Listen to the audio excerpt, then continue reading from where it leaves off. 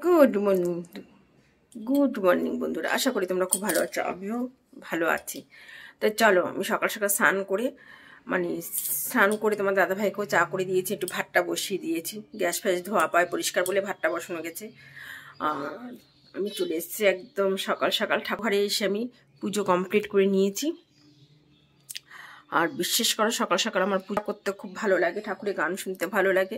আমি খুব পছন্দ করি পুজো জিনিসটা। আমার মতন কে কে পুজো করতে ভালোবাসো, ঠাকুরকে ভালোবাসো, প্লিজ একটু কমেন্ট করে জানিও। আমার সত্যি কথা, তুমি বিশ্বাস করো বন্ধুরা, আমাকে তুমি এটা খেতে দেবে না তাও ঠিক আছে, কিন্তু ঠাকুরের সম্বন্ধে কোনো কথা বললে আমি শুনতে বাধ্য নয়। সেটা আমার মা বললে মায়ের সাথে আমার লেগে যায়, তোমাদের দাদাভাই বললে দাদাভাইয়ের সাথে আমার লেগে যায়। আমি ঠাকুরকে সত্যি খুব শ্রদ্ধা করি। জানি না তারা আমার নিয়তিতে কি লিখে রেখেছে, সেটা ওদের এদের দায়িত্ব। আর এদেরকে ভালোবাসা আমার কর্তব্য। যাহাতে এদের জন্যই সর্বস্ব এদের জন্য। দিন রাত আমি যে এক পলক চোখের পাতা ফেলে তুলছি, সেটাও সম্পূর্ণ এদের একদম, এদের নিয়তি ছাড়া আমি এক চুল চলতে পারবো না। এটা আমার ধারণা, এটা সকলের ধারণা। এটা সকলের জন্য একদম ঠিকঠাক। ভগবান ছাড়া আমরা এক মিনিট চলতে পারি না। ভালো মন্দ সব মিশিয়ে জীবন। তাই ভগবান সেভাবে আমাদের সবাইকে তৈরি করেছে। তো চলো, তোমাদের কাছে অনেক অনেক আমার কৃতজ্ঞতা মানুষ হয়ে জন্ম দেওয়ার জন্য, প্লাস আমার জীবনটাকে আগিয়ে নিয়ে যাওয়ার জন্য। চলো, পুজোটা কমপ্লিট করে আমি তুলসী মন্দিরে জলটা দিয়ে আসি। মন্দিরে চলে এসেছি রান্নাবান্নায় সরঞ্জামে।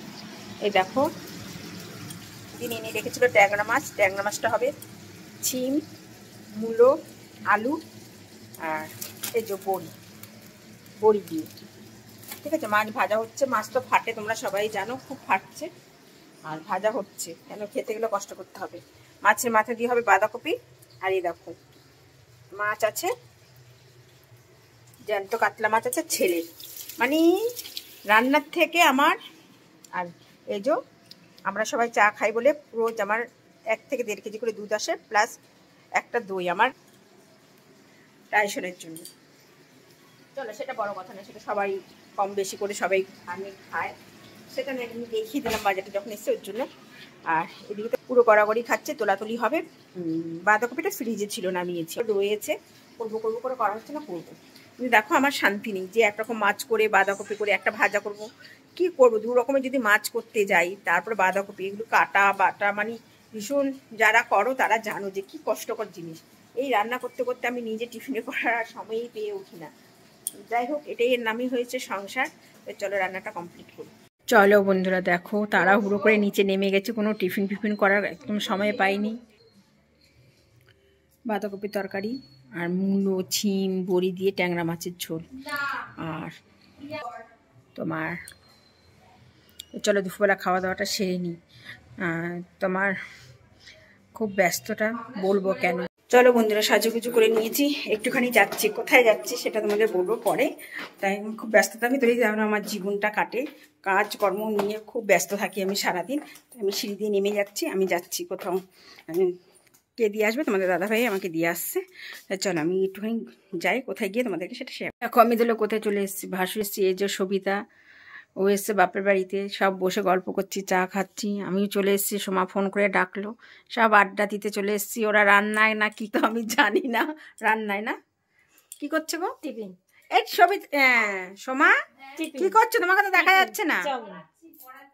ও এখন পড়াশোনা করা, এই মিথ্যা কথা, পড়াশোনা করাচ্ছে। আবার আমাকে তাহলে ডাকলে কিসের জন্য?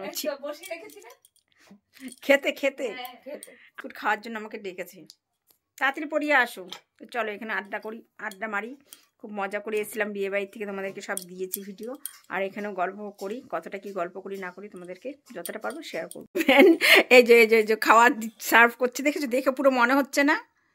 দেখো কে বানিয়েছে, সোমা না তুমি? শ্যামল আমি দিচ্ছি ও সার্ভ করার জন্য। ওই যে গানিশ না, ঠান্ডা খেয়ে নিচ্ছে অনেক চুরি করে করে, মনে হচ্ছে